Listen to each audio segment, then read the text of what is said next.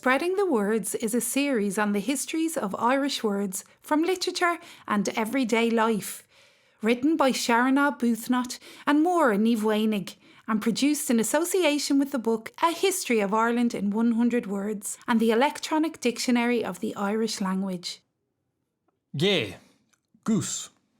While the turkey remains a prominent feature of Irish Christmas dinners, a roast goose, gé roasta, is seen as a tasty alternative. But goose meat was often consumed in earlier times. Aulaí O'Sulwine, a schoolteacher and diarist who lived in County Kilkenny in the first half of the 19th century, recorded that he partook of roast goose on Christmas Day on a number of occasions, garnished with either bread or potato stuffing. He also writes of having enjoyed a share of Michaelmas goose, a traditional part of the Feast of St. Michael the Archangel, celebrated on the 29th of September. St. Michael has been venerated in Ireland since the medieval period. One story tells how he saved St. Patrick's reputation when a king's son had choked on a piece of bread given to him by the national saint. Michael came to Patrick in the form of a bird and skillfully picked the morsel out of the young man's throat with his beak, so that he was revived. A grateful Patrick ordained that henceforth Michael should receive a regular morsel or portion from everyone. This was called Mead Vihil, St. Michael's portion, and the phrase later came to refer to meat, including geese, given to the poor. In one 12th century Irish story, consumption not of goose meat but of a goose egg is highly significant. Congal Cloyne was at the house of his foster father, Dovnall, who had prepared a sumptuous feast, going to great trouble to acquire goose eggs. Congal helped himself surreptitiously to a bite of one of them before the other guests arrived.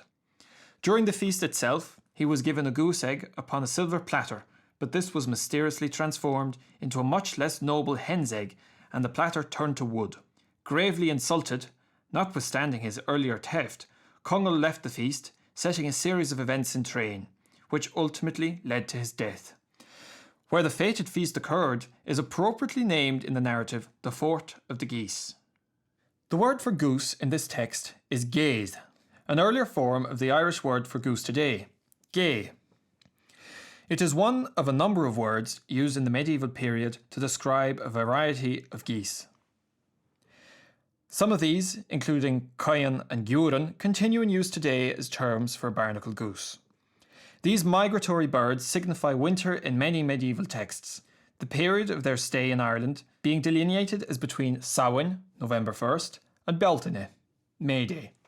In an accomplished evocative poem written about the 9th century, the characteristic features of winter are set out in skillfully constructed lines, each no more than 3 syllables in length. Snow is listed as one of them, as well as low sun in the sky, and bracken has become russet.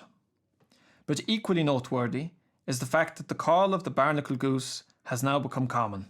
As the perfectly crafted alliterative couplet puts it, Arbuthnot, goch an goose.